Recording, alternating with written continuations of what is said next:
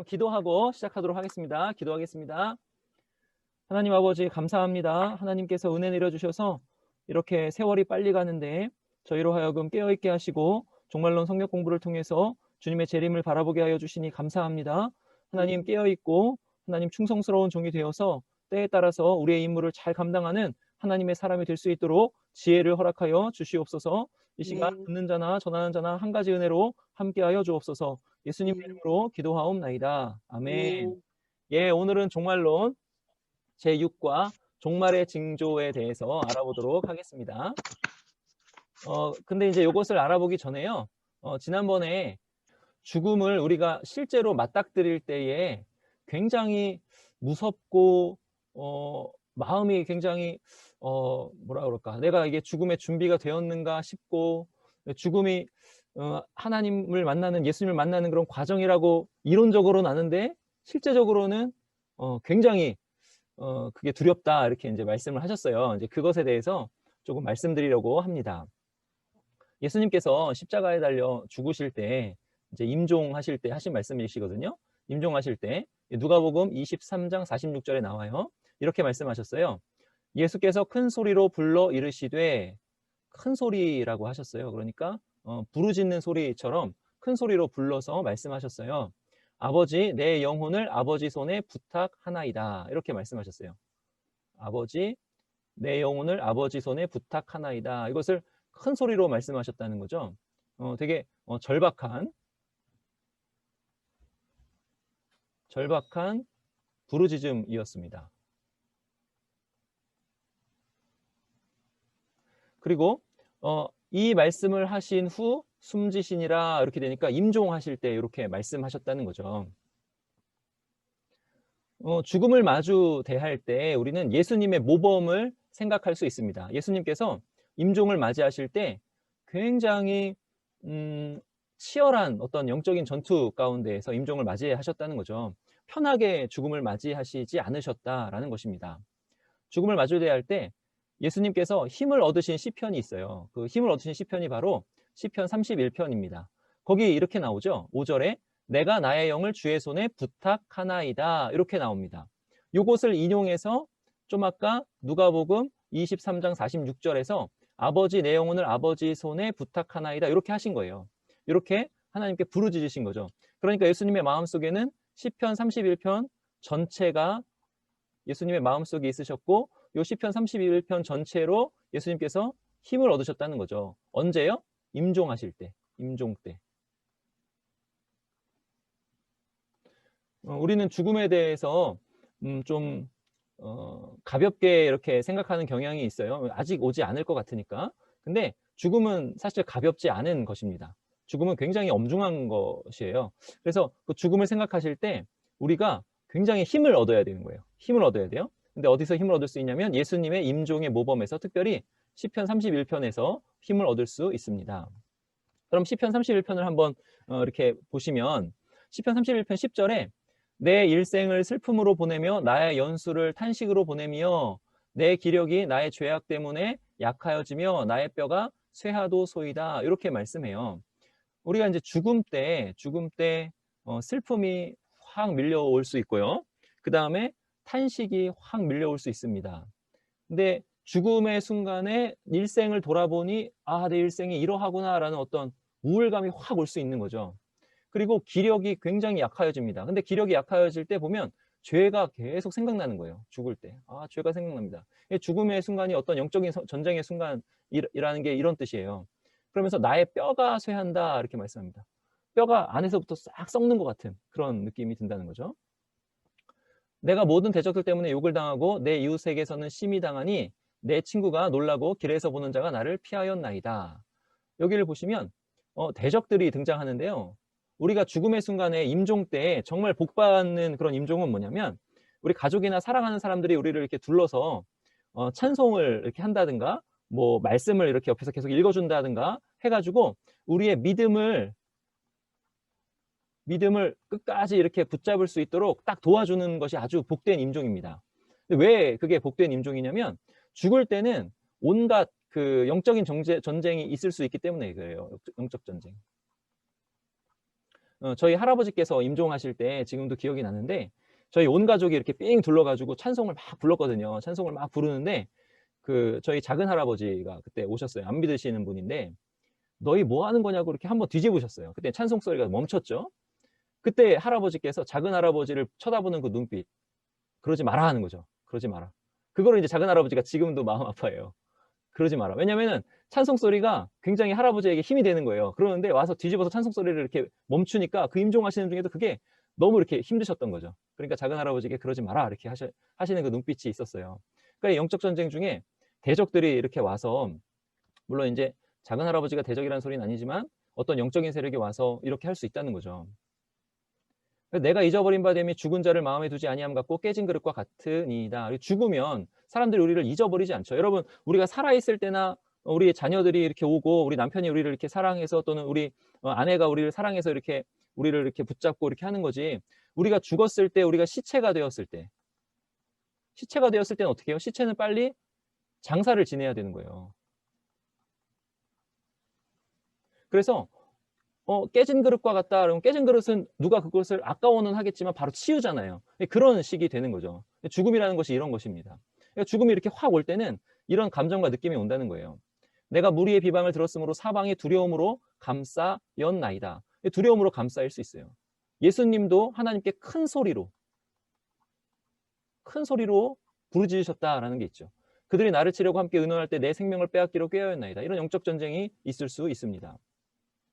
그때에 시편 31편 전체에서 이게 핵심 구절이라고 할 수 있는데 여호와여 부르는 거죠. 여호와를 부르는 겁니다. 여호와여 그러하여도 나는 이렇게 되는 거죠.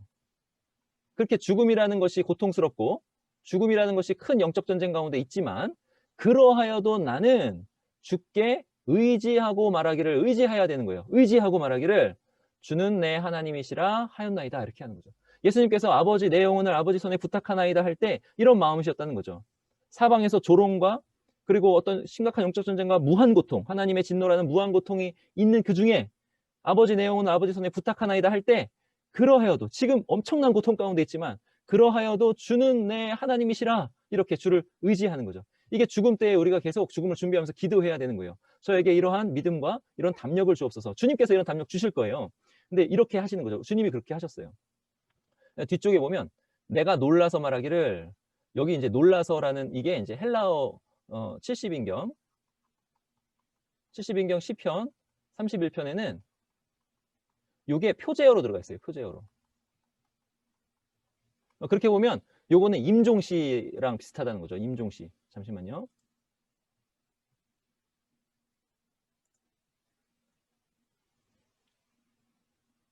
예, 임종시랑 비슷하다는 거죠. 그래서 놀라서 말하기를 주의 목전에서 끊어졌다 하였사오나 얼마나 이 고통이 심각하면 주의 목전에서 끊어졌다 이렇게 느낀다는 거예요.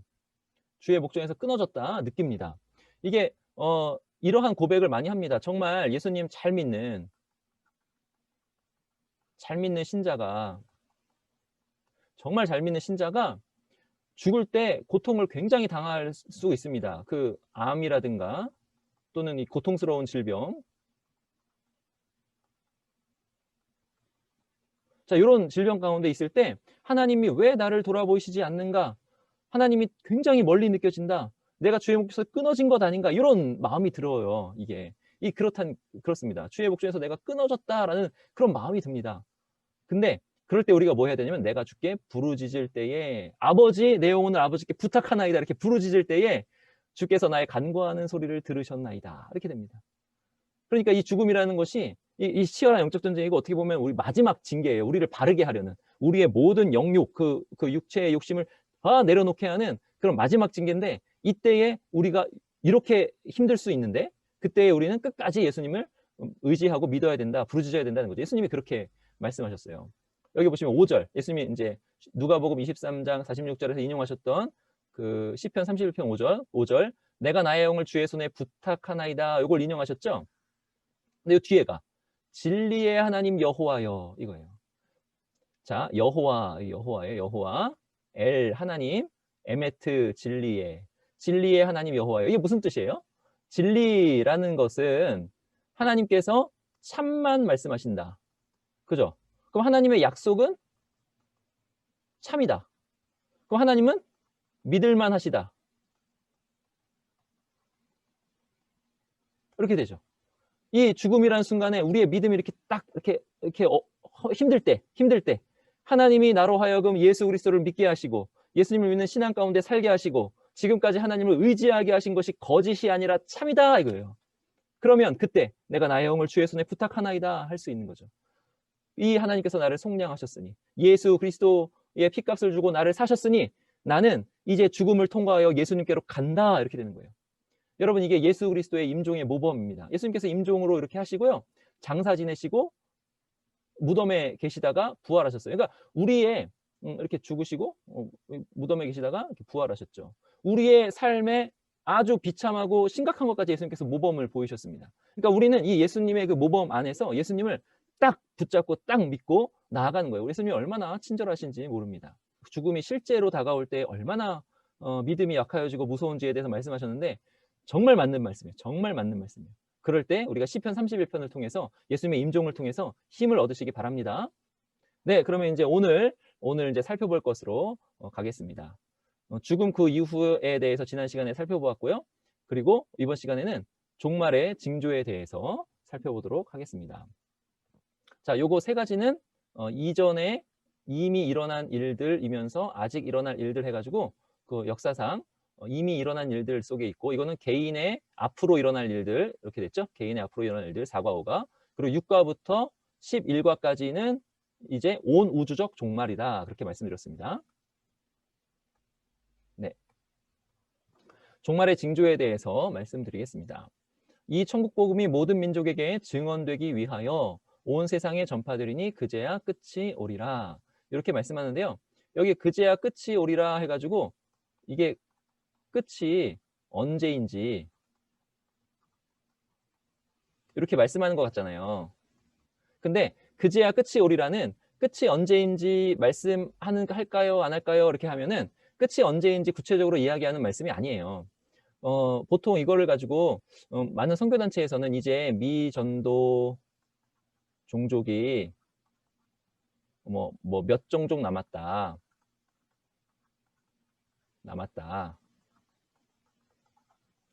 급속하게 줄고 있어요, 지금. 제가 지금 이거 통계를 준비를 안 해서 잘 모르겠지만 급속하게 줄고 있어요. 그래서 끝이 이제 임박했다 이렇게 이제 해석을 하거든요. 근데 그런 식으로 끝을 생각하면 안 돼요. 왜냐하면 예수님께서 그날과 그 시는 아무도 모른다 그랬잖아요. 아버지만 아신다 그랬잖아요. 그럼 예수님이 그 끝이 언제인지를 이걸 통해서 가르쳐 주시려는 거가 아니라는 거죠. 그게 아니라 이 천국 복음이 모든 민족에게 증언되기 위해 온 세상에 전파되는 요것이 종말의 특징이다 이런 소리예요. 종말의 특징이다. 종말에는 요런 일들이 아주 특징적으로 일어난다. 이것이 예수님께서 가르쳐 주시고자 하시는 거예요. 그러니까 천국 복음이 모든 민족에게 증언되기 위하여 온 세상에 전파된다. 요 일이 지금 일어나고 있잖아요. 지금 일어나고 있는 요 일이 우리가 깨어서 그럼 예수 그리스도께서 오실 날이 임박했구나라는 것을 생각하도록 하는 거지. 그 끝이 이제 조금 남았다. 여기다. 이런 식으로 끝을 이렇게 막 이렇게 뭐라 그럴까 기계적으로 딱딱딱 정하는 그런 말씀은 아니라는 것입니다. 징조라는 말씀이 중요합니다. 징조. 자, 정확한 날짜가 아니라 징조예요. 성경은 종말의 정확한 날짜에 대해서 침묵합니다. 그렇게 침묵하는 대신에 신자들이 종말을 잘 준비할 수 있도록 종말의 징조에 대해서 가르쳐 줍니다.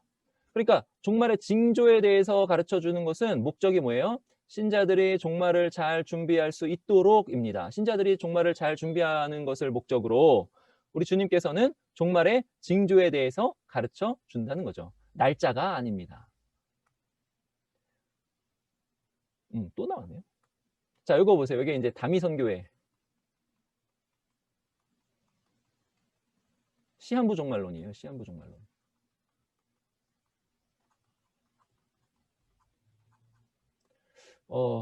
이 몇 월 며칠이었죠?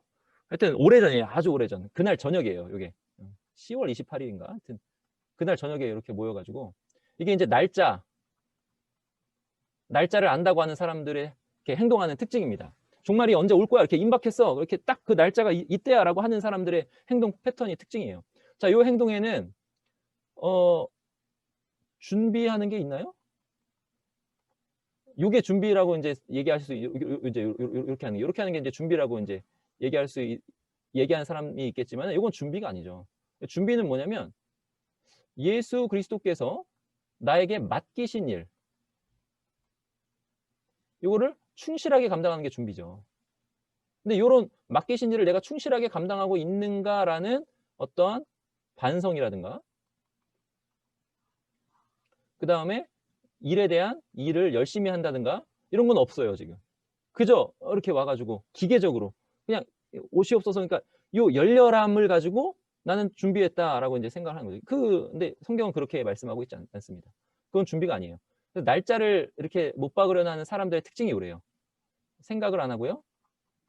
생각이 없고 자기의 사명에 대해서 등한시합니다. 사명을 등한시해요. 다 내던져 버리는 거죠. 그 인제 데살로니가후서에 주의 재림이 임박했다라고 하는 사람들의 특징이 나오는데 이래요. 우리가 들은즉 너희 가운데 게으르게 행하여 도무지 일하지 아니하고. 자, 일이 있다는 거예요, 일. 일이 근데 무슨 일이에요? 주님께서 맡기신 일이란 말이죠. 주님께서 맡기신 일을 하지 않고 일을 만들기만 하는 자들.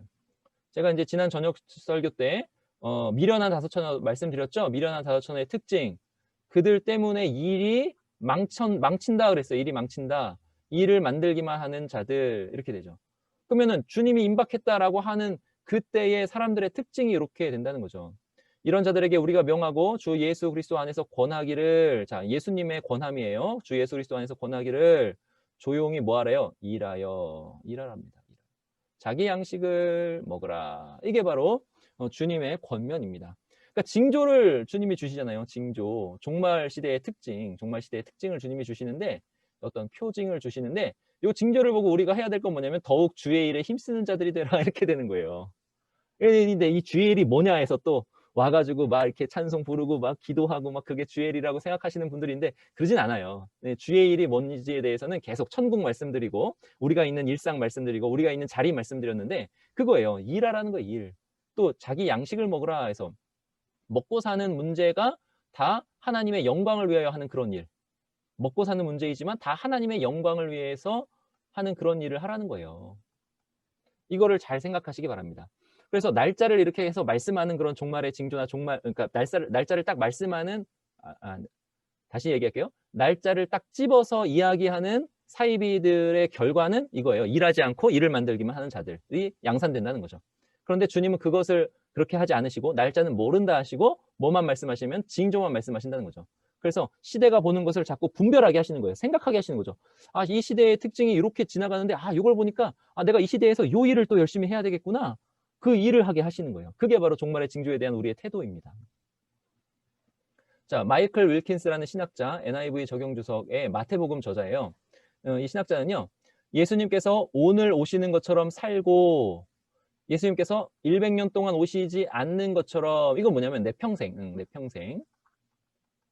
오시지 않는 것처럼 계획을 세워라, 이거예요. 여러분, 계획을 세우려면 뭘 해야 돼요? 계획을 세우려면 시대를 분별해야 돼요. 그러면 나를 알아야 돼요. 나의 재능을 알아야 돼요. 그리고 그것이 이루어지도록 지혜를 구해야 돼요. 이거를 계속 해야 되는 거죠. 종말의 징조를 보면서도.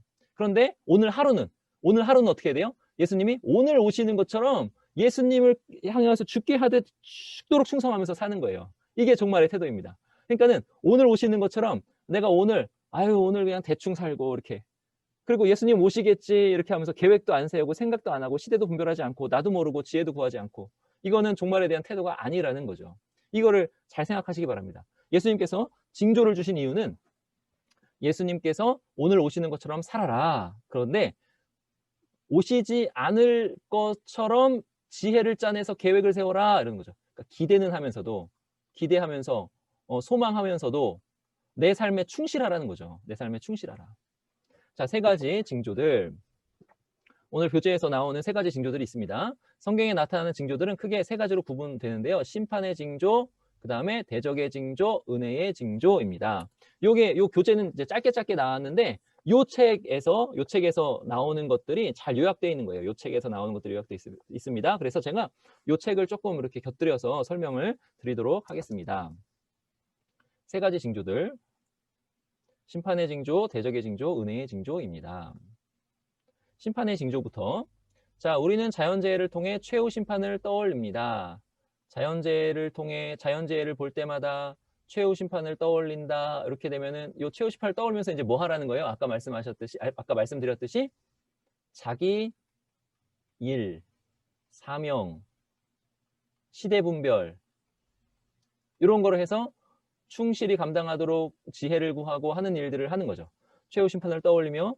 왜 그래요? 최후 심판 때는 이런 걸 가지고 예수님께서 너 어떻게 하다 왔냐 이렇게 이제 물으신다는 거죠. 심판. 그럼 우리는 어떻게 대답해요? 우리는 믿음으로 이렇게 해서 주님께서 저에게 요 달란트를 주셨는데 그만큼을 남겼습니다. 이렇게 해야 되는 거예요. 그러니까 자연재해를 딱 보면 우리는 최후 심판을 떠올리는데 그때부터 모여가지고 뭐 박수 치고 뭐 하고 이게 아니라 요걸 하는 거죠. 요거 최후 심판에 요거 하니까 계산하니까 계산. 요걸 생각하셔야 돼요. 이 세상은 결코 완전하거나 영원한 곳이 아니라 하나님의 심판날에 종말을 맞이할 저주받은 곳임을 깨달아야 합니다. 요거는 조금 어폐가 있지만 한편으로는 그렇다는 거예요. 한편으로는 저주받은 곳 맞는데 다른 한편으로는 하나님 나라라고 그랬죠. 하나님 나라. 천국이라고 했습니다. 우리가 이루어야 되는 천국이 바로 이 세상에 있다라고 그랬어요. 그러니까 이 자연재해가 딱 올 때는 내가 이 땅에서 천국을 그리고 있는가, 천국을 이루고 있는가를 잘 생각하시면서 이 땅이 다가 아니다를 생각하셔야 되는 거죠. 이 땅이 다가 아니다. 그런 의미로 이렇게 좀 보시면 돼요. 노아의 홍수 사건을 통해서 우리는 홍수 심판보다 더 무서운 최후 심판이 있음을 알아야 됩니다. 이렇게 되죠. 자, 노아의 홍수 말씀했습니다. 노아의 홍수. 노아의 심판, 노아 때의 심판. 잠깐만요. 지우겠습니다. 노아 때의 홍수 심판. 노아의 홍수. 요거는 뭐냐면 최후 심판이랑 연결이 돼요. 최후 심판. 어떻게 연결이 되냐면 노아 때와 같이 인자의 임함도 그러하리라 이렇게 연결이 된다는 거죠. 그럼 노아 때를 보면 예수님께서 오실 때도 저렇게 된다 이렇게 생각하라는 거예요. 홍수 전에 노아가 방주에 들어가던 날까지 사람들이 먹고 마시고 장가들고 시집가고 있으면서 자 여러분 먹는 게 죄가 아니잖아요. 마시는 게 죄가 아니잖아요.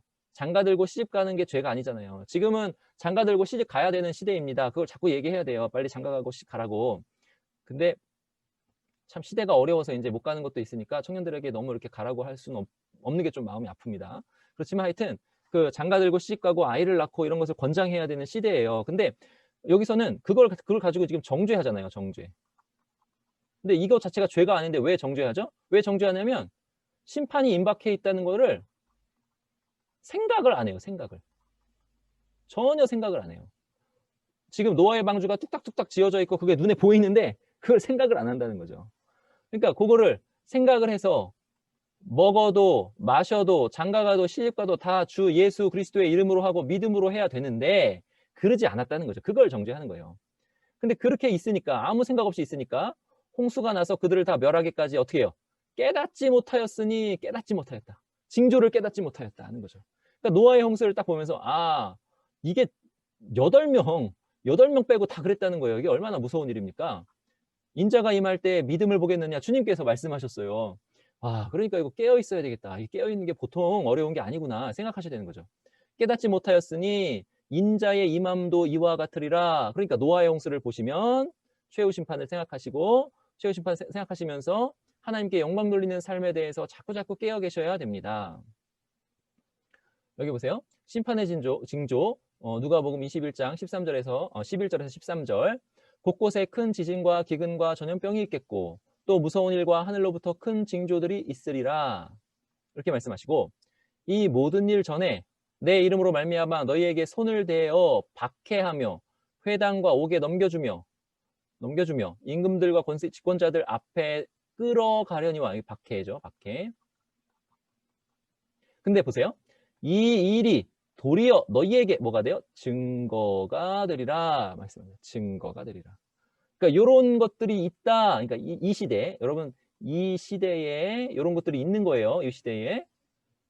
지진 있죠? 기근 있죠? 전염병 있죠? 지금 전염병 창궐하고 있어요. 전염병이 있죠?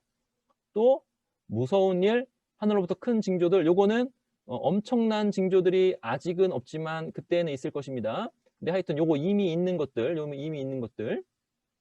여러분 무서운 일도 있죠. 무서운 일들, 뭐 지구 온난화 이런 거 있잖아요. 근데 그리고 지금 전 세계에서 순교하는 20세기, 21세기에 순교하는 기독교인들이 그 앞세기에 순교한 기독교인들보다 많대요. 순교가 계속 일어나고 있어요. 그럼 이 일이 우리에게 증거가 되리라. 어떤 증거요? 아, 종말이 오는구나. 이제 심판이 임박해 있구나. 그럼 우리는 어떻게 해야 된다고요? 앞에서 말씀하신 대로 내가 하나님께서 맡기신 사명을 어떻게 감당하고 있는가 돌아봐야 된다고 그랬죠. 예, 그것입니다. 그래서 생각을 하게 하는 거예요. 우리로 하여금. 이미 시작된 종말을 나와는 상관없는 아주 먼 미래에 있을 것이라고 생각하면 안 됩니다. 종말은 이미 시작되었습니다. 이게 중요합니다. 제가 그때 이제 앞에서 이미와 아직에서도 말씀드렸고 앞에서 계속 말씀드렸듯이 예수 그리스도께서 초림하셨을 때 그때가 종말 시작이잖아요. 그죠? 그리고 이제 십자가에 달려 죽으시고 부활하시고 이제 승천하셨어요. 그리고 이제 역사가 쭉 진행되는데 예수님께서 다시 오실 때, 자, 요 시대, 요 시기가 다 종말이라고 그랬잖아요. 종말, 마지막 때. 그러므로 종말은 이미 시작된 것입니다. 그래서 이런 종말의 이런 그 징조가요, 사실은 역사상 계속 있었어요. 역사상 계속 있었습니다. 그래서 종말은 이미 시작되었습니다. 이걸 아셔야 돼요. 그러므로 예수님께서 언제 오셔도 이상하지가 않아요. 언제 오셔도 이상하지가 않습니다. 그러므로 우리는 이러한 징조들을 볼 때마다 지금이 종말이라는 것을 깨닫고 다시 오실 주님 만날 준비를 더욱 열심히 해야 합니다. 지금은요, 우리가 깨어서 준비해야 될 때라 이렇게 계속 성경에서 말씀하잖아요. 지금은 깨어서 준비해야 될 때입니다. 자, 이미 시작된 종말 한번 볼게요. 누가복음 21장 20절에 보면 너희가 예루살렘이 군대들에게 에워싸이는 것을 보거든 그 멸망이 가까운 줄 알라 이렇게 말씀하잖아요. 이 말씀이요, 요때 이루어졌어요. 요때 이렇게. 그러니까 여기 이제 AD 70년 로마의 티투스 장군에 의해서 예루살렘이 에워싸이고 아주 참 비참하게 그 유대인들이 죽어갔거든요. 그 일들이 이미 일어났습니다. 근데 이게 이미 일어났지만 이미 일어난 요 사건이 어디까지 요거를 보면은 요게 모형인데 무슨 모형이냐면 종말의 모형이라는 거죠. 종말의 모형. 그러니까 요 사건을 보면 우리는 종말 사건을 또 가늠해 볼 수 있다라는 거죠. 노아의 홍수를 보면서 노아의 때를 보면서 우리가 종말의 때를 가늠해 보면서 모형으로 삼듯이 예수님께서 그런 식으로 요 말씀을 말씀하신 거라는 거죠.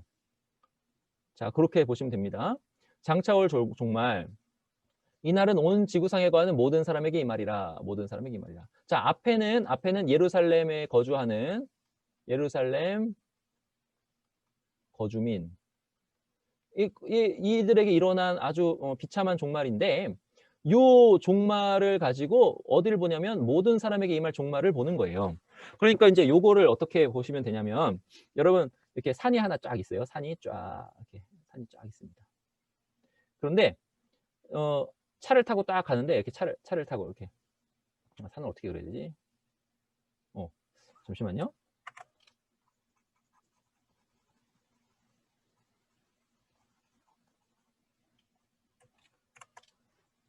이렇게 산이 이렇게 쫙 이렇게 있습니다. 쫙 있는데 이렇게 차를 타고 이렇게 도로가 이렇게 있어서 차를 타고 가는데 산이 하나밖에 안 보여요.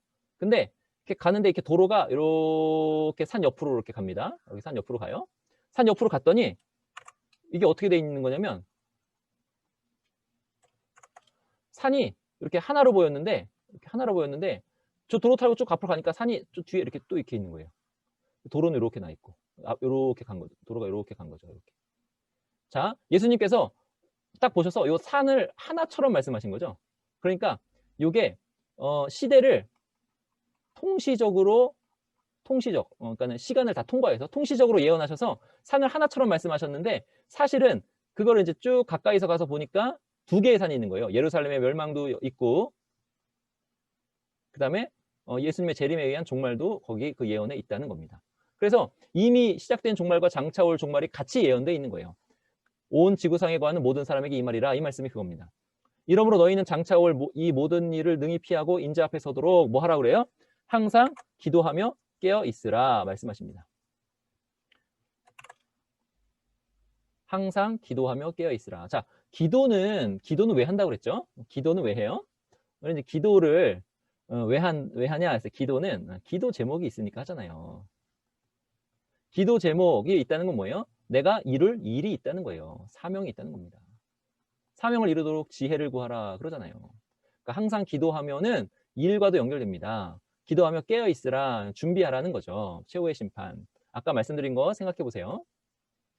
자, 요한계시록 13장 17절부터 18절 보시면 요거는 제가 오늘 좀 말씀드리고 나중에 또 이런 거가 오면은 다시 이제 말씀드릴 수 있을 것 같아요. 근데 간단하게 말씀드리면 누구든지 이 표를 가진 자 외에는 매매를 못하게 하니 이걸 가지고 종말론자, 세대주의적 종말론자들 뭐 이런 사람들이 굉장히 이제 여러 가지 해석을 해요. 근데 이 표는 곧 짐승의 이름이나 그 이름의 수라, 그러면서 바코드 막 그러기도 하고. 그런데 여기 보세요. 지혜가 여기 있으니 총명한 자는 그 짐승의 수를 세어보라. 지혜가 필요하다고 그래요. 세어보라요. 이것은 사람의 수니 그의 수는 666이니라. 참 아리송하죠. 근데 이것을 역사상 계속 해석을 해왔습니다. 자, 그래서 아니다. 호, 에콘, 가지지 않았다. 무엇을? 그 표를 가지지 않은 자는 매매를 못한다 해서 그걸 이제 원어로 쓴 거예요.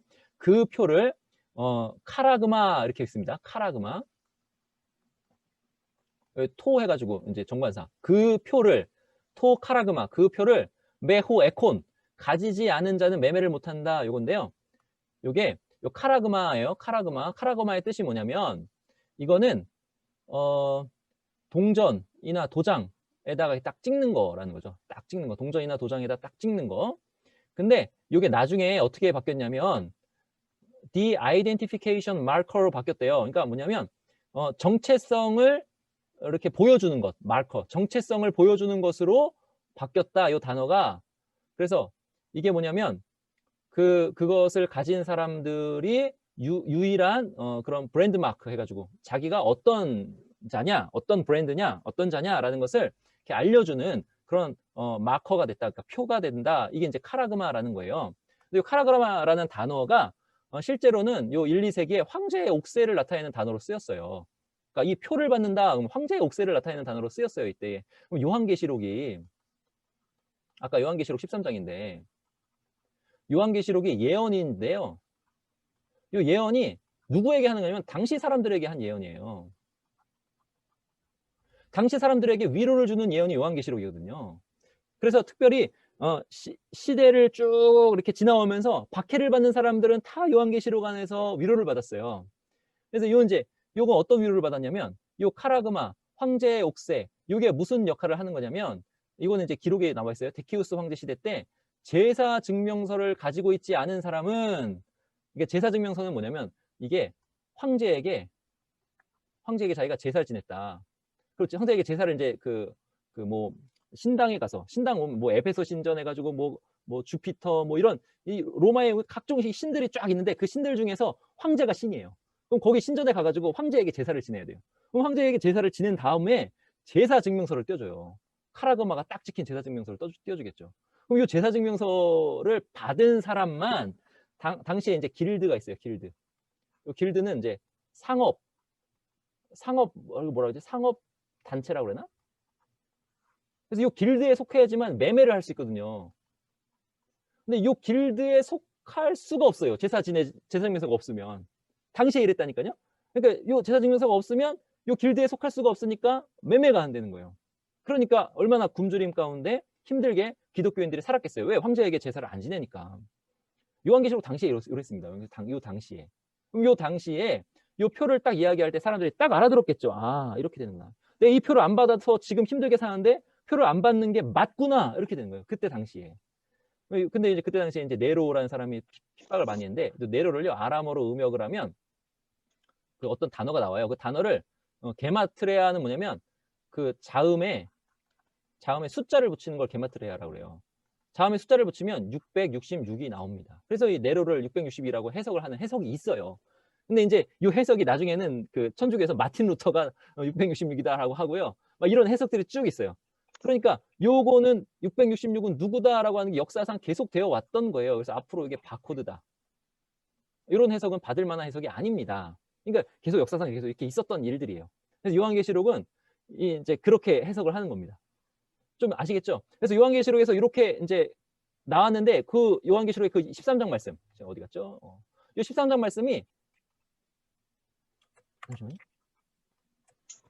말씀이 이미 시작된 종말이에요. 이미 시작된 종말. 이미 시작된 종말이라는 거죠. 그리고 이미 시작된 종말이면서 장차 올 종말까지도 말씀한다는 거죠. 박해의 시대 때 우리도 이러한 일들을 아마 당할 것이다 라는 거죠. 자, 또 이제 심판의 징조를 했나요? 저희가 이제 대적의 징조를 하겠습니다. 이미 교회는 현대 대적자들에 의해서 환란을 받고 있고, 또 미래의 종말 직전에 대규모의 환란을 받게 될 것입니다. 종말 직전에 미래의 정말 대규모의 환란을 받게 될 것입니다. 자, 현재 환란을 받고 있는 거 말씀드렸어요. 근데 이 환란이 계속되고 있고요. 그리고 미래에는 더 대규모로 환란이 있을 것이다 라는 거죠. 예수님 이전에 선지자들도 핍박을 받았고, 예수님께서 핍박을 당하셨고, 제자들도 핍박을 받았듯이 우리가 핍박받는 것은 당연한 일입니다. 왜요? 우리는 종말의 때를 살아가니까요. 종말의 때. 배도의 징조. 자, 모든 사람들이 고통받게 될 것입니다. 디모데후서 이렇게 나오는데요. 배도의 징조도 이미 우리가 역사상 계속 있는 징조가 있고요. 앞으로 징조가 또 있는 거예요.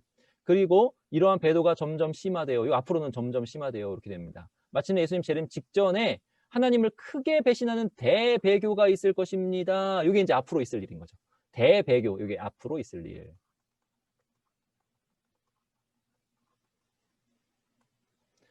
자, 그러면 배교가 시대 역사상 시대마다 배교가 있었습니다. 배교가 시대마다 있었어요.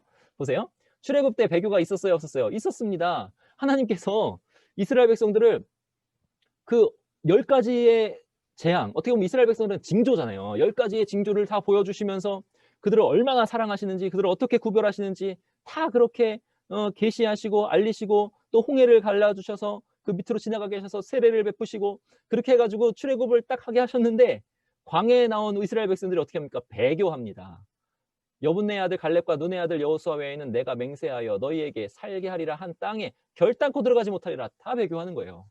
배교는요, 시대마다 있는 겁니다. 너희가 사로잡히겠다고 말하던 너희의 유아들은 20세 이하 내가 인도하여 드리리니 그들은 너희가 싫어하던 땅을 보려니와. 후세대가 들어가는 거예요. 이 나온 세대는 들어가지 못하고. 배교. 구약의 배도, 사사시대. 그때 이스라엘에 왕이 없으므로, 요새는 사사시대 비슷하다고 하죠. 사람이 각기 자기 소견에 옳은 대로 행하였더라. 이게 사사시대에도 배교가 있었던 것입니다. 언제까지요? 다윗이 나올 때까지. 다윗이 나올 때까지 얼마나 재앙을 당하면 부르짖고 사사가 와서 구출하고, 재앙을 당하면 부르짖고 사사가 와서 구출하고. 근데 이게 사사가 뒤에 나올 때에 점점 더 심각해지잖아요. 이 구약의 배도예요. 사사시대에도 배도했습니다. 그러면 그 왕국 시대에는, 그 남왕국, 북왕국, 이렇게 북왕국 이스라엘, 남왕국 유다 시대에는 어땠어요? 그때에도 배도했어요. 아스루 왕이 이스라엘을 사로잡아 아수르에 이르러 고산 강가에 있는 할라와 하볼과 메대 사람의 여러 성읍에 두었으니, 그러니까 이건 뭐냐면요, 아수르가 북이스라엘을 멸망시켰다는 거예요. 그리고 사로잡아서 흩었다는 거예요. 하나님의 땅에서 떨어졌다. 이거 하나님의 땅에서 떨어졌다 계속 말씀드렸죠. 이거 심판이고 죽음을 상징한다고 말씀드렸어요. 근데 하여튼 그렇게 하나님이 심판하셨어요. 근데 왜 그랬냐면, 이는 그들이 하나님 여호와의 말씀을 듣지 아니하고 그의 언약과 여호와의 종 모세가 명령한 모든 것을 따르지 아니하였음이더라. 배도가 그 왕정 시대에 있었다는 거죠. 그러면 신약 시대는 어때요? 신약 시대, 이 시대, 종말 시대. 이것을 알라 말세의 마지막 날들의 말세에 말세는 언제라고 했죠? 예수님이 초림과 재림 요때가 다 말세라고 했죠? 말세 우리가 사는 이 시대에 고통하는 때가 이르러 사람들이 어때요? 자기를 사랑하며. 아, 요새 특징이 굉장히 그런 것 같아요. 저만 해도 이게 참 이 자기를 죽여야 되는데 자꾸 사랑하는 거죠. 자기를 사랑하며. 그러니까 돈을 사랑하는 거죠. 또 자랑하는 거예요. 또 교만합니다. 하나님보다 자기를 높이고 비방하고 부모를 거역하고 점점 더한 것 같죠? 점점 더. 우리 권사님들만 하더라도 참 잘하시는데 저희 세대는 좀 더한 것 같아요. 점점 더. 그리고 감사하지 아니하고 아이고 거룩하지 아니하고 이 거룩하지 아니하다는 건 우리가 신적이지 않다는 거예요. 경건 뭐 이런 게 없다. 되게 육적이다. 뭐 그런 뜻도 됩니다. 거룩하지 아니하며. 또 어때요? 무정하며 원통함을 풀지 아니며 모함하며 절제하지 못하며 사나우며. 와, 요새 한국 길 가다가 잘못 이렇게 툭 이렇게 뭐라 그럴까 부딪히면 큰일 나요. 와, 특히 지하철 사람 많은 데서 참 분노 게이지가 높습니다. 사나우며 선한 것을 좋아하지 아니하며 배신하며 조급하며 자만하며 쾌락을 사랑하기를 하나님 사랑보다 더하며. 하나님 사랑하는 것보다 요새 어떻게 하면 내가 좋아질까 뭐 웰빙 뭐 이런 것도 그러게 될 수 있어요. 쾌락이라 해서 뭐 꼭 유격적인 쾌락 뭐 이런 게 아니라 잘 살려는 거예요. 잘 살려는 거. 잘 살기. 경건의 모양은 있으나 경건의 능력은 부인하는 자니 이 같은 자들에게서 내가 돌아서라. 요 특징이 여러분 지금 특징 아니에요? 근데 지금 특징만이 아니라요. 역사상 계속 역사상 있는 특징이에요. 지금 언제부터? 예수님의 초림 때 사실 그 이전부터 지금까지 있는 특징입니다. 근데 요것이 배도의 시대 마지막에 더한다는 거예요. 더한다. 여러분 그래서 이 시대의 배교에 대해서 살펴볼게요. 이 시대의 배교. 유럽 나라 여러 나라들 이렇게 교회가 문 닫고 있고 아주 많은 사람들이 교회를 떠나가고 있습니다. 여기서 이제 어떤 영적인 거다 하나님을 이야기한다 그러면 굉장히 시대에 뒤처진 것으로 이제 이야기를 합니다. 물론 그 안에 아주 신실한 사람들이 있습니다. 왜냐하면 그 연수가 오래되었기 때문에 어떻게 보면 우리보다 더 신실한 사람들이 좀 많아요. 근데 대부분의 많은 사람들이 교회를 떠나가고 있다는 거죠. 그리고 젊은이들. 여러분 이 시대에 한국 젊은이들 어떤지 아세요? 젊은이들 그 예수님 믿는 퍼센티지가 5%가 안 돼요. 이 5%가 안 되는 거는 우리가 이제 선교학적으로 미전도 종족이에요. 미전도 종족. 대학 캠퍼스에 가면 젊은이들이 예수님을 안 믿습니다. 군대에 가면 한 내무반에 한 명 믿을까 말까 해요. 지금 이런 상황입니다. 여러분 이 시대에도 배교가 일어나고 있어요. 기독교 지도자들과 학자들, 여러분 기독교 지도자들과 학자들은요 900년대 요때 이성으로 성경을 이렇게 이성으로 성경을 판단하는 요 시대 때부터 사람들이 어떻게 하기 시작했냐면 예수 그리스도의 부활을 믿지를 않았어요. 믿지 않는 사람들이 기독교 교수하고 믿지 않는 사람들이 기독교 지도자들 하고 그랬다니까요. 얼마나 큰 배교입니까? 여러분 설교자들은 또 어때요? 설교자들 실존주의 철학을 설교단에서 이렇게 쭉 가르치면서 복음을 이야기하지 않는 설교자들이 이 시대에 얼마나 많습니까? 실존주의 철학은 뭐예요? 결단하라. 뭐 이런 게 실존주의 철학인데요. 이런 실존주의 철학을 설교단에서 쭉 이렇게 쭉 이야기합니다. 근데 거기에 복음 이야기가 많이 빠져 있어요. 뭐 이것도 어떻게 보면 배교의 어떤 특징인 거죠. 그러니까 이 시대에 배교가 이렇게 쫙 있는 거예요. 근데 마지막 때는 이것이 더 현격해진다는 거죠. 그래서 이제 우리가 마지막 때라고 해서 아까 이제 데살로니가 후서 3장에 나왔던 것처럼 일 안 하고 그럴까봐 사도 바울이 이렇게 얘기합니다. 어떻게 얘기하냐면 누가 어떻게 하여도 너희가 미혹되지 말라. 무슨 미혹이냐면 예수님이 이제 딱 임박했다. 막 그런 미혹이에요. 이 미혹은. 그래서 딱 임박했다 해가지고 어떻게 미혹되냐면 이제 일 안 하고 막 일만 만드는 자들 될까 뭐 그런 거예요. 미혹되지 말라. 먼저 배교하는 일이 있고 자, 요 배교하는 일은 대배교입니다. 배교를 아주 크게 하는 대배교예요. 먼저 배교하는 일이 있고 저 불법의 사람 곧 멸망의 아들이 나타나기 전에는 자, 그 다음 대배교 후에는 뭐예요? 대배교 후에는 적그리스도 등장. 그래 요렇게 돼야 그날이 이른다라는 거죠. 그러니까 우리가 시대를 분별할 때 대배교가 있고 적그리스도가 등장해서 적그리스도가 현격하게 등장하는 것을 보고야 아, 예수님께서 오시겠구나 이렇게 생각하라는 거죠. 사도 바울의 가르침입니다. 근데 여러분 이 적그리스도의 등장도요. 지금 종말의 때 계속 등장하고 있습니다. 적그리스도의 출현에 대해서 다니엘서부터 이제 예언을 해요. 다니엘서 7장 25절.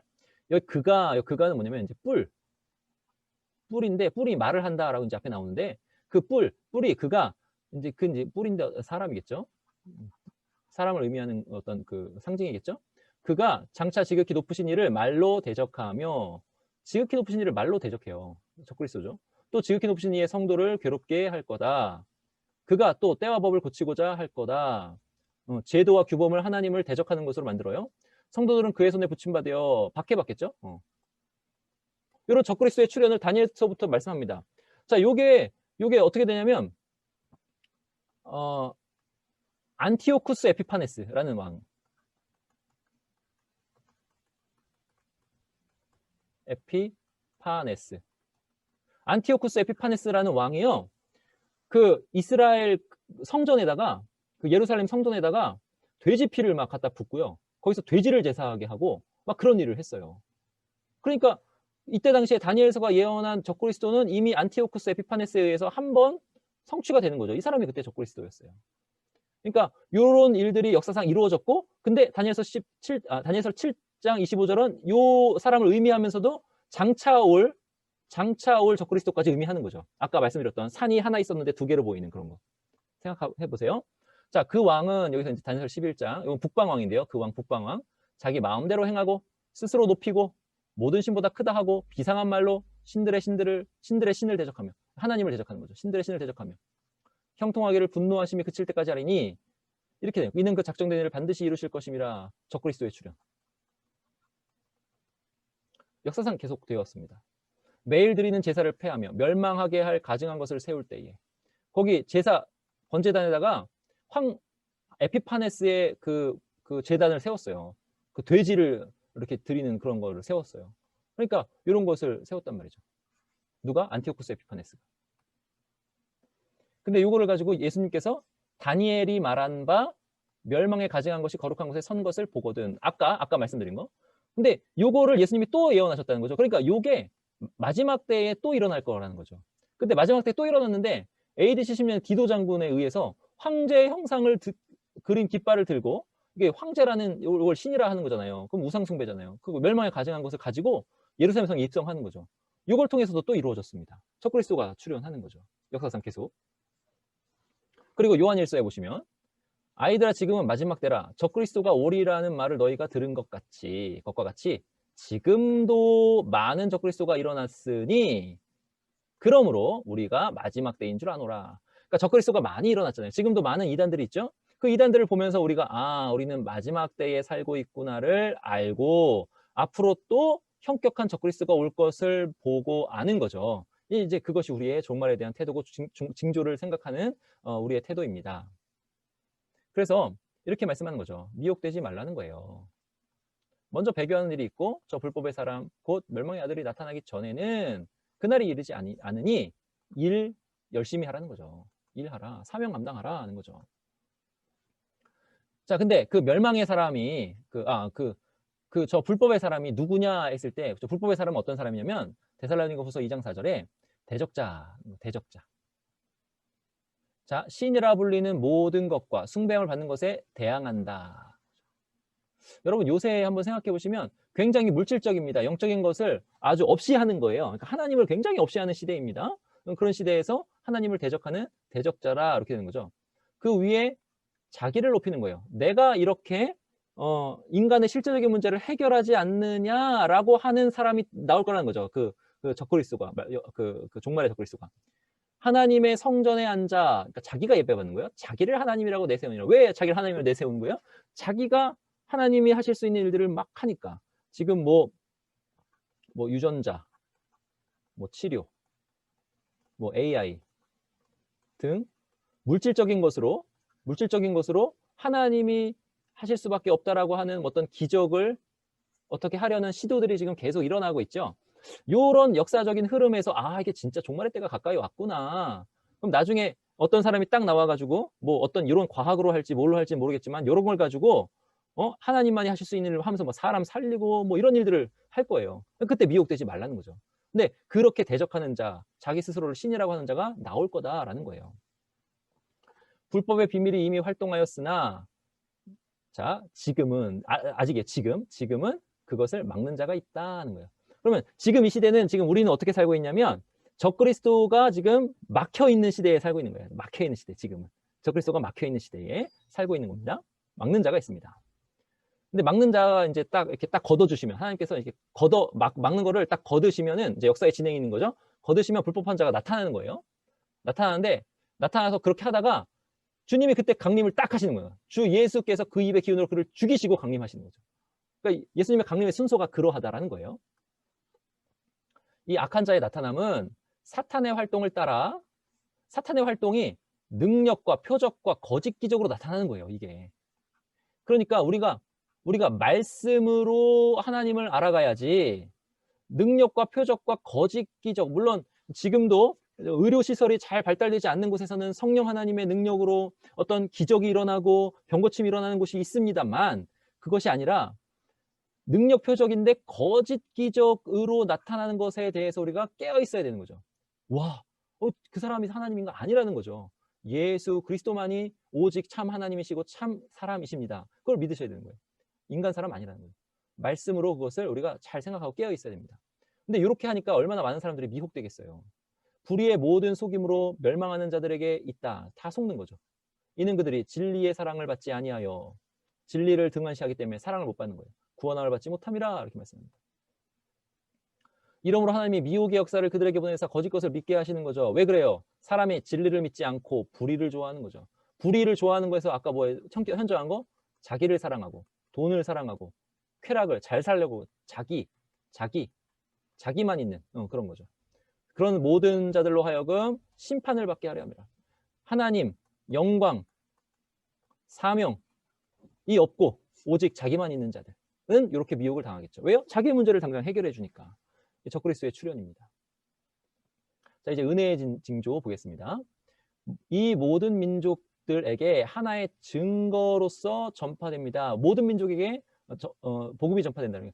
증거로서 전파된다는 건 뭐냐면 모든 민족이라고 해서 뭐 중국인, 뭐 일본인, 뭐 에티오피아인, 뭐 무슨 족속들 있잖아요. 뭐 타르타르족, 뭐 무슨 족속들이 많아요. 근데 뭐 족속들 다 그 족속들 전체에다가 다 복음이 딱딱딱딱딱딱딱딱딱딱 전해지는 그런 게 아니라 이런 게 아니라 복음 전파가 딱 있어서 온 민족이 모든 민족이 그러니까 모든 민족은 여기서 이제 모든 민족은 이제 고임이라고 하는데 모든 민족은 하나님 대적하는 자들이에요. 이제 구약 성경의 용례가 그래요.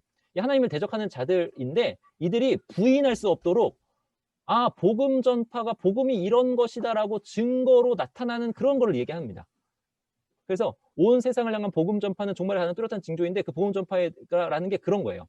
조금 이해가 안 되시더라도 그 선교 전체에서 얘기했지 다 이렇게 복음이 다 하나하나 다 들어간다는 그런 의미는 아니라는 건 알아주세요. 오늘날 기독교가 그 생명력을 잃어간다는 우려에도 복음은 땅끝을 향해 계속 전진하고 있습니다. 여러분 복음이 얼마나 현저하게 지금 나타나 있냐면 그때도 말씀드렸듯이 달력이 BC와 AD로 나뉘고요. 그 다음에 모든 달력에 성탄절이 있어요. 그리고 주일에 쉽니다. 뭐 하라고 쉬어요? 예배드리라고 주일에 쉬어요. 그냥 잠깐만 보면 복음 전파, 복음이 그냥 모든 사람에게 알려질 수밖에 없는 시대에 사는 거예요. 지금 우리는. 그리고 진짜 복음이 전진되고 있습니다. 많은 유대인들이 주님께 돌아오고 있어요. 교회의 사명 보겠습니다. 그러므로 너희는 가서 어디로 가래요? 모든 민족. 여기 모든 민족에 나는 선교사 아닌데? 이렇게 생각하실 분이 있으실 것 같아요. 근데 모든 민족은 뭐냐면 나의 자리가 모든 민족에게 통하는 거예요. 나의 자리가 모든 민족에게 통합니다. 나의 자리에서 충실하게 나의 일을 감당하는 거예요. 모든 민족을 제자로 삼아. 그럼 나의 자리에서 나를 바라보고 나에게 영향을 받는 사람들이겠죠. 영향을 받는 사람들. 그럼 그 영향을 받는 사람들이 내가 일하는 방식을 따라하게 할 수 있겠죠. 내가 믿음으로 일하는 방식, 하나님의 정의로, 정직으로, 공의로 일하는 방식 따라하게 할 수 있겠죠. 제자로 삼아. 어떻게 왜 그렇게 하십니까? 그러면 복음 때문에 이렇게 합니다. 예수님 때문에 이렇게 합니다. 이렇게 되는 거죠.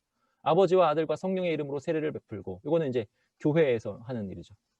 교회로 데리고 와서 세례를 베풀고 내가 너에게 분부한 모든 것을 가르쳐 지키게 하라. 그래서 중요한 게 뭐예요? 모든 것이에요. 모든 것. 예수 천당 불신 지옥이 아니라 그것만이 아니라 모든 것이에요. 하나님 나라의 모든 것.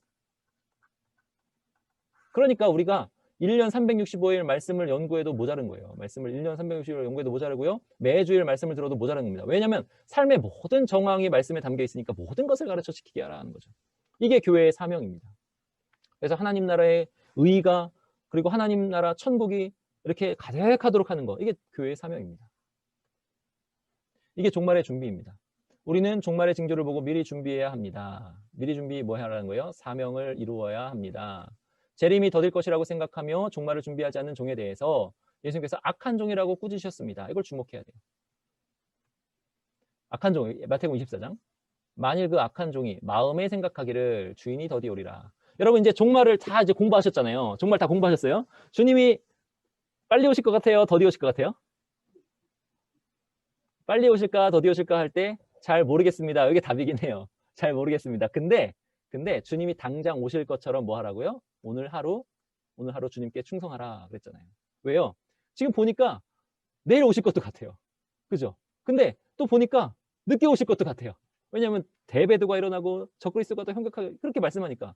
그러니까 잘 모르는 거예요. 주님이 시점에 대해서는 철저하게 시점에 대해서는 베일에 딱 가려놓고 딱 이렇게 안 알려주시는 거예요. 그냥 다만 징조만 알려주시는 거죠. 왜요? 언제 오는지는 가늠하는데 그 언제를 가늠하지 말고 징조를 보면서 너의 태도를 바꾸라는 거죠. 그러니까 주인이 더디오리라, 여기서부터 이제 이 종은 실패한 겁니다. 더디오리라. 모르겠다. 그런데 내일 오셔도 이상하지가 않다. 그리고 늦게 오셔도 이상하지가 않다라는 거죠. 그러니까 더디오리라 해가지고 동료들을 때리고 술 친구와 더불어 먹고 마신다 이렇게 되죠. 생각을 안 하는 거예요. 생각을. 자, 징조를 베푸신 이유는 생각하라고 그렇죠. 근데 징조를 생각하지 않는 거예요. 생각하지 않은 날 앉지 못한 시각에 그 종의 주인이 이르러 왔어요. 주인이 왔어요. 어미 때리고 형벌을 받겠죠. 외식하는 자가 받는 벌에 처하리니 거기서 슬피 울며 이를 갈리라. 근데 반면에 충성되고 지혜 있는 종, 여기 지혜 나옵니다. 지혜. 생각하는 사람, 징조를 보고 깨닫는 사람, 지혜 있는 종이 돼요. 주인에게 그 집 사람들을 맡았어요. 맡아서 때를 따라, 자, 때, 시기, 분별. 때를 따라. 점심때 밥 안 주고 저녁 때도 밥 안 주고 그게 아니라 벌써 12시가 되었네? 밥 줄 시간이네? 하면서 양식을 나눠주고 그럼 양식을 나눠줄 뿐만 아니라 때를 따라 계절이 가을이네? 가을 옷 꺼내놔야 되겠네? 옷을 좀 사줘야 되겠네? 뭐 이런 거죠. 여러분 집에서 하시는 일들 있잖아요. 이 일을 믿음으로 주님이 맡기신 일이라고 하면서 충실하게 감당하는 거죠. 아이를 보시든지 뭐 이렇게 직장 일을 하시든지 때가 있고 시기를 분별해서 해야 될 일이 있는 거예요. 그거 하라는 거예요. 주인이 올 때 그 종이 그렇게 하는 것을 보면 그 종이 복이 있으리로다. 일을 충실하게 감당하는 자. 이게 바로 징조를 아는 자입니다. 내가 진실로 너에게 이르노니 주인이 그의 모든 소유를 그에게 맡기리라. 주인의 모든 소유를 그에게 맡기리라. 이게 얼마나 영광스러운지 몰라요. 여러분 종말론 강의 그 앞에 이제 시작할 때 보면 별들 엄청 많죠. 별들. 온 우주. 여러분 온 우주가 왜 이렇게 클까요? 왜 이렇게 클까요? 주인의 우리 하나님의 소유 중에서 우리에게 맡길 것이 이렇게 큰 거예요. 우리가 이 땅에서 우리의 일을 이거 작은 일이에요. 온 우주를 비하면 이 작은 일을 충실히 감당하면 주인이 모든 소유를 그에게 맡긴다니까요. 지금 애 보시는 분들 애 충실하게 보시고요. 그 다음에 부모님 이렇게 잘 봉양하시는 분들 부모님 봉양 잘 하시고요. 그 다음에 직장일 하시는 분들 직장일 잘 하고 근데 그걸 믿음으로 잘 하시면 그거를 이제 섬김으로 그 천국을 이루면서 잘 하시면 천국의 그 모든 소유를 그에게 맡기리라. 이게 얼마나 영광스러운 겁니까? 근데 그거를 어떻게 동력이 뭐예요? 종말의 징조를 보면서 깨어있어 그렇게 하는 것이 우리의 동력이라는 거죠. 예, 종말론 6과 종말의 징조 강의를 마쳤습니다. 수고하셨습니다. 제가 여기서 이 화면에서 기도를 하고요. 그 다음에 나누고 바로 마치도록 하겠습니다. 제가 기도하겠습니다. 하나님 아버지 감사합니다. 주님께서 은혜 주셔서 이렇게 종말의 징조에 대해서 생각하며 성경을 쭉 이렇게 깨달아가게 하여 주시니 감사합니다. 이것을 생각할 때 우리가 맡은 일을 충실히 감당하는 오늘 하루가 될 수 있도록 도와주옵소서. 당장 내일 주님이 오실 것처럼 오늘 하루 하나님께 충성하게 하시고 우리의 마음의 태도를 성령 충만함으로 바꾸어 주시옵소서. 그리고 하나님 주님이 언제 오실지 모르오니 항상 깨어서 우리의 일들을 잘 감당하고 지혜롭게 계획하며 기도하는 사람들 다 될 수 있도록 도와주시옵소서. 감사드리고 주 예수 그리스도의 이름으로 기도하옵나이다. 아멘. 오늘 강의 여기서 이렇게 마치도록 하겠습니다. 오늘 너무 수고하셨습니다.